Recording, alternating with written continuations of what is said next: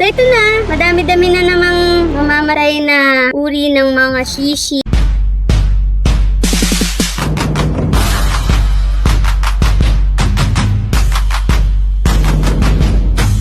Siguro mag-excuse me muna ako sa inyong lahat, no, kasi wala naman para sa inyo dito.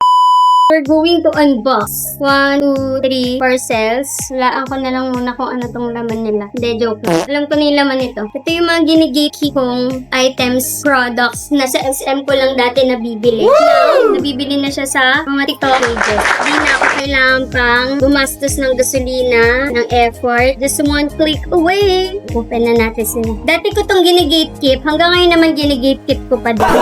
Pero, ang pinagkaiba lang ngayon ay marami na siyang variant. So, yung personal kong ginagamit, baka i-gatekeep ko pa din. Pero yung mga susubukan nating items, ilalagay ko yan siya sa yellow basket. So, yun, meron tayong 4 na parcel na dumating. At lahat ito ay perfume from Scent Station. So, gumamit na ako nitong mga pabango na to since 2020. Pandemic up until now, ginagamit ko pa din siya. Wow! Ito na lang, ito muna napili ko. So, ito na, madami-dami na namang mamamatay na uri ng mga shishi na makakakain ng plastic dahil sa dami ng mga balot na ginagamit na nagpapadala. Sana sa susunod na mga panahon, ma-discover nila kung ano yung mas efficient gamitin na hindi tayo makakapatay ng mga living things sa ating earth. Dami!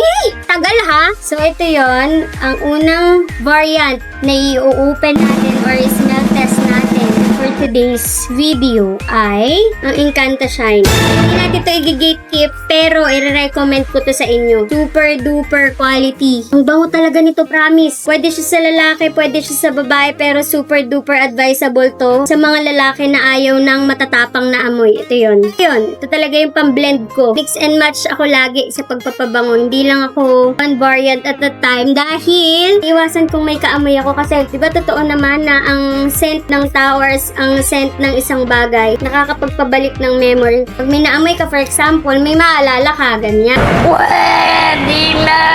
Tapos bigla kang may kaamoy, o di pares na kayo nang naaalala. What? Basta yun, ang dami talagang plastic and I hate this. Ayaw ko ng maraming plastic. Parang napipil ko yung napipil ng mga small organism. Paano masabi? Yun, hindi talaga to healthy sa environment, kaya pasensya na kung ito lang ang side comment ko dito sa ating pinag-orderan. Pero syempre, alam ko naman na pinoprotektahan lang naman nila yung parcel na binili sa kanila. Kaso nga lang, ang sakit sa mata, ang daming plastic, ang kapal nito, totoo man. Sobrang protektado yung item, pero ang daming plastic na nasasayang. Oh, next variant for today's video ay ang amethyst. Alam niyo na to, sa mga, naamoy ko na naman. Basta ito, mabango din to. Ito pa rin yung mga go-to or holy grail ko sa buhay. Daming plastic. Ayoko talaga ng plastic. Parang nakakapangilabot. Dami na namang turtle ang kikill. Ano yun? Sakit sa kamay. So, ito na yun. Tatlo to? Bakit tatlo?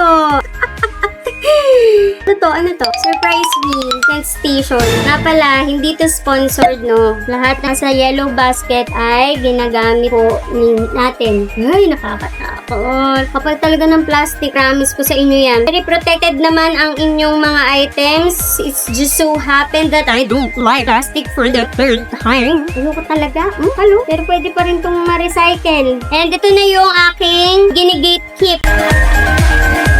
Pero tingnan nyo naman kung gaano kadami yung perfume na ina-avail ko sa Scent Station time to time. 2 variants to na tagdadalawa at itong aking holy grail or ang aking ginigatekeep na perfume. So yun, ilalagay ko na lang sa yellow basket ang aking mga link at kung saan ang legit na account sa TikTok ng mga perfume na ito, ng Scent Station. So yun lang. Thank you. Bye!